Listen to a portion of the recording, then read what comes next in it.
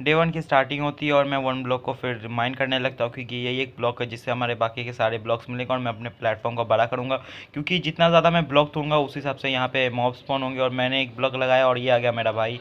इस वीडियो में मेरा भाई भी मेरे साथ वन ब्लॉक खेलने वाला है। थोड़े से ब्लॉक्स तोड़ने के बाद मुझे मिलता है एक चेस्ट। इस चेस्ट में होते पूरे के पूरे 5 ब्रेड्स। तो मैं ब्रेड्स को रख लेता हूँ और फिर से आइलैंड को बड़ा करना स्टार्ट। अपने प्लेटफॉर्म बड़ा करने और थोड़े से ब्लॉक्स तोड़ने के बाद मुझे मिलता है एक चेस्ट जिसमें मिलता है मुझे स्प्रूस वुड का एक सैपलिंग।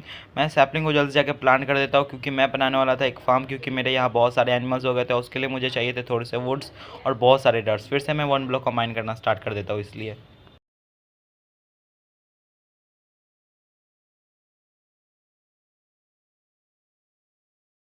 बहुत बहुत ज़्यादा ग्राइंडिंग करने के बाद फाइनली मेरे पास इतने वुड्स हो गए थे कि मैं अपना फार्म बनाना स्टार्ट कर सकता था। मैंने इस फार्म का डिज़ाइन बहुत बार चेंज किया और फाइनल डिज़ाइन जो होगा अभी आपको थोड़ी देर के बाद स्क्रीन में पता चल जाएगा। जब तक मैं फार्म को रेडी कर रहा था तब तक मेरा भाई वन ब्लॉक को माइन कर रहा था और इसी के साथ हम लोग का स्टार्ट हो जाता है सेकंड फेज़, जो कि एक केव फेज़। सो फाइनली मेरी 15 सालों की मेहनत रंग लाती है और मेरा फार्म पूरा तरह से रेडी हो जाता है। मैं अभी वुड्स कलेक्ट कर रहा हूँ, क्योंकि मुझे उसकी फेंसिंग भी करनी है, वरना एनिमल्स फिर से नीचे गिर जाएंगे, और जो कि मैं चाहता नहीं हूँ। मैं ये सब कर ही रहा होता हूँ कि मुझे मेरे बहुत सारे एनिमल्स मैं खो चुका हूँ, तो मेरे पास बस 2 काउज़। सो फाइनली फार्म की फेंसिंग हो चुकी होती है, तुमको पता नहीं, लेकिन मेरे को ये बहुत ज़्यादा अच्छा लग रहा था। फिर मैं जाता हूँ और मेरे हे बेल्स के थोड़े से वीड्स बना लेता हूँ, ताकि मैं काउस को लूट करके फार्म के अंदर लेके आ सकूँ, क्योंकि वो खुद तो चल के जाएंगे नहीं। मैं काउस को लूट करके ला ही रहा होता हूँ कि मेरे साथ कुछ ऐसा होता है जिसको देखने के बाद मेरी आंखों से आंसू निकल जाते हैं। सो थोड़ी देर के बाद मेरे आइलैंड पे एक और काउ स्पॉन होती है। फिर मैं उन दोनों को जाके ब्रीडिंग करवा देता हूँ, जिससे हमें मिलता है एक बेबी का। माइनिंग करते करते मुझे मिलता है एक दिलवाला चेस्ट, जिसके अंदर मुझे मिलता है एक लावा बकेट और बहुत सारे ब्रेड्स। मैं समझ जाता हूँ कि मुझे इस लावा बकेट का क्या करना है, कबलस्टोन जनरेटर बनाना है। थोड़ी देर माइनिंग करने के बाद मेरा फेस चेंज हो जाता है और मैं आ जाता हूँ आइस फेस में। उसके बाद मैं कॉबलस्टोन जनरेटर बनाना स्टार्ट कर देता हूँ। मुझे ये पॉइंट आउट करने में कि कैसे बनाना है, पूरे के पूरे 15 मिनट लग जाते हैं, और तुम्हारे पास इतना फालतू टाइम तो होगा नहीं कि तुम देखो, इसलिए मैंने कट कर दिया। मैं कॉबलस्टोन जनरेटर बना ही रहा था कि मैं देखता हूँ मेरे फार्म में आ चुका है एक वॉन्डरिंग ट्रेडर, जो कि मेरे से ट्रेड करता है एक बकेट ऑफ पता नहीं इस फिश का नाम क्या था, बट उससे मुझे मिलती है एक वाटर बकेट, और 2 वाटर बकेट से हम बना सकते थे एक इन्फाइनाइट वाटर सोर्स, इसीलिए मैंने उसे ख़रीद ली। बहुत महंगा बेचा भाई। सो फाइनली मेरा कबलस्टोन जनरेटर पूरी तरह से तैयार रहता है। मैं स्टोन माइन कर रहा होता हूँ ताकि मैं अपने आइलैंड को स्टोन का बना सकूँ, क्योंकि माइनिंग करने वक्त बहुत सारे मॉब्स आते हैं, जिनमें से क्रीपर भी होता है। मैं नहीं चाहता कि वो मेरा पूरे का पूरा आइलैंड उड़ा दे, इसलिए मैं उसे कबलस्टोन से कवर करना चाहता था। सो फाइनली मैं अपने आइलैंड को पूरे कबलस्टोन स्लैब से कवर कर चुका होता हूँ। अब मुझे बनाना था एक इन्फाइनाइट वाटर सोर्स, तो बनाते हैं उसे, और क्या। ए फॉक्स जाना इधर से। सो फाइनली मेरा अनलिमिटेड वाटर सोर्स तैयार हो जाता है, और इसी के साथ मैंने पूरे के पूरे माइनक्राफ्ट के 5 दिन खत्म हो जाते हैं। डे 6 में मैं बहुत सारे कबलस्टोन्स इकट्ठा करता हूँ ताकि मैं अपना प्लेटफॉर्म बड़ा बना सकूँ, क्योंकि मुझे भी अभी भी ये सेफ़ नहीं लग रहा था।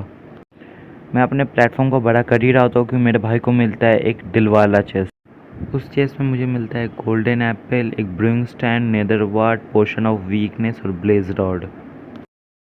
थोड़ी देर बाद फाइनली मैं अपने आइलैंड को एक्सपैंड कर चुका होता हूँ, और ये रहा पूरा का पूरा आइलैंड। ये बहुत ज़्यादा अच्छा लग रहा था मुझे देखने में। सो फाइनली थोड़ी देर के बाद मेरा फेस चेंज हो जाता है, और इसके बाद आने वाला है मेरा डिज़र्ट फेस। उसके बाद मैं कबलस्टोन्स इकट्ठा करने लग जाता हूँ, मेरा भाई वन ब्लॉक को माइन करने लग जाता है। मैं कबलस्टोन्स इसलिए इकट्ठा करना चाहता था क्योंकि मैं एक आइलैंड बनाना चाहता था जिसमें मैं ट्रीज़ ग्रो करने वाला था। मैं कबलस्टोन्स इकट्ठा कर रहा था और मेरे भाई को मिला है डिज़र्ट फेस का पहला चेस्ट, जिसका लूट तुम लोग के सामने है। उसके बाद मैं दूसरे आइलैंड के लिए बिल्डिंग स्टार्ट कर देता हूँ।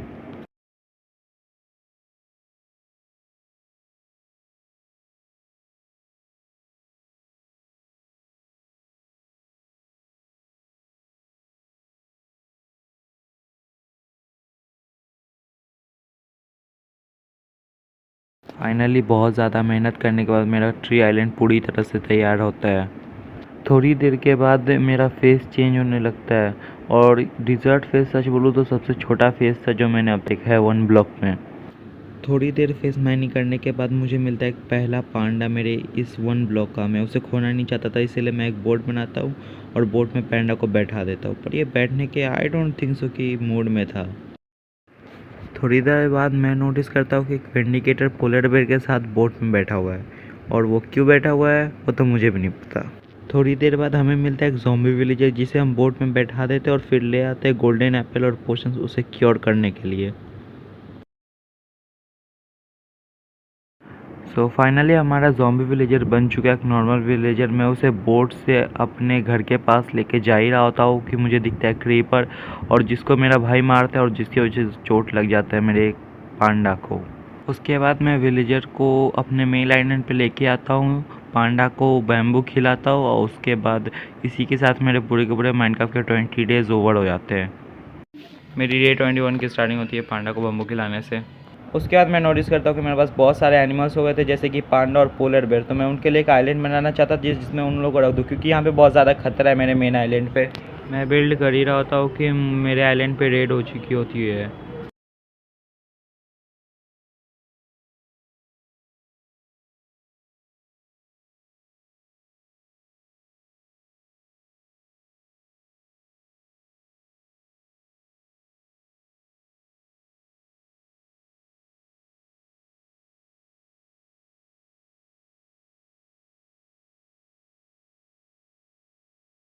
बहुत ज़्यादा मेहनत करने के बाद फाइनली मैं रेड जीत चुका होता हूँ और मुझे मिल चुका है हीरो ऑफ द विलेज का टैग।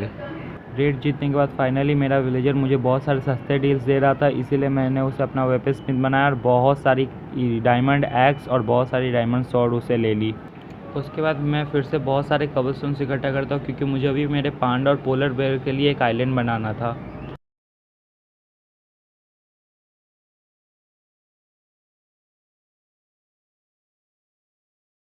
उसके बाद फाइनली बहुत ज़्यादा मेहनत करने के बाद मेरे पोलर बेयर्स और पांडास के लिए एक घर बन चुका था। पोलर बेयर्स के लिए मैंने आइस बिछाई थी और पांडास के लिए जंगल सैपलिंग्स को ग्रो किया था। सो फाइनली मेरे पांडास और पोलर बेयर्स के लिए एक आइलैंड बन चुका था, और इसी के साथ मेरे पूरे के पूरे 30 डेज़ ख़त्म होते हैं। उसके बाद मैं बहुत ज़्यादा ग्राइंडिंग करता हूँ, बहुत सारे वुड्स इकट्ठा करता हूँ और इतना बड़ा प्लेटफॉर्म बनाता हूँ अपने घर बनाने के लिए। लेकिन मेरा स्क्रीन रिकॉर्डर मुझे धोखा दे देता है, और ये सब रिकॉर्ड करना उसके बस की बात नहीं थी, इसलिए पता नहीं कैसे बट स्क्रीन रिकॉर्डिंग कैंसिल हो गई थी। उसके बाद मैं बहुत सारे वुड्स इकट्ठा करता हूँ ताकि मैं अपना घर बना सकूँ, और मेरा इसी के साथ साथ ओशन फेस भी शुरू हो चुका होता है, जिसमें मुझे ओशन मोन्यूमेंट्स की चीज़ें, गोल्ड ब्लॉक्स और बहुत सारी चीज़ें मिलती है।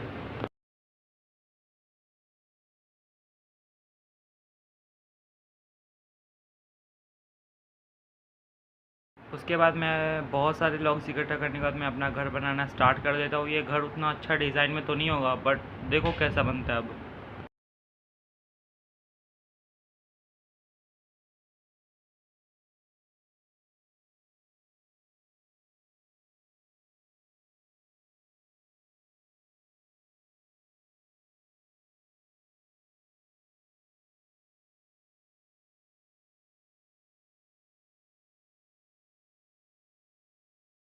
उसके बाद फाइनली मेरा घर पूरी तरह से तैयार होता है। मुझे नहीं पता ये तुम्हें कैसा लगा, लेकिन हाँ, ये बनाने में मुझे बहुत ज़्यादा मेहनत लगी थी, इसलिए मुझे बहुत ज़्यादा अच्छा लगता है।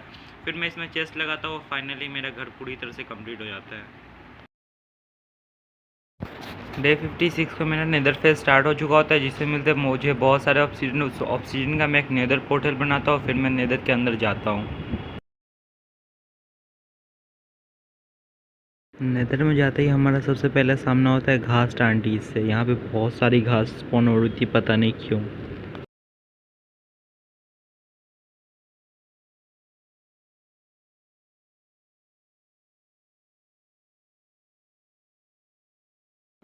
नेदर में बहुत ज़्यादा भटकने के बाद फाइनली मुझे मिलता है एक नेदर बैस्शन। मुझे बैस्शन के बारे में उतना तो कुछ खास पता नहीं, लेकिन मुझे लगता है ये सबसे ज़्यादा फालतू बैस्शन था, क्योंकि उसमें मुझे सिर्फ 2-3 गोल्ड ब्लॉक्स और कुछ चेस्ट ही मिली।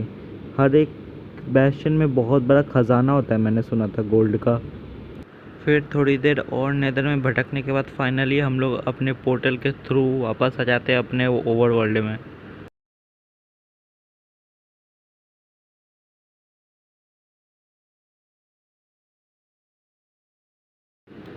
ओवरवर्ल्ड में वापस आने के बाद मैं फेस की माइनिंग करता हूँ और मेरा नेदर फेस चेंज हो चुका होता है वुडलैंड मेंशन फेस में। इस फेस में मुझे ज़्यादातर वुडलैंड मेंशन की चीज़ें मिलने वाली थी, लेकिन इसमें मेरा कभी भी कोई भी एक हॉस्टाइल मूव जो वुडलैंड मेंशन में स्पॉन होता है वो नहीं मिला।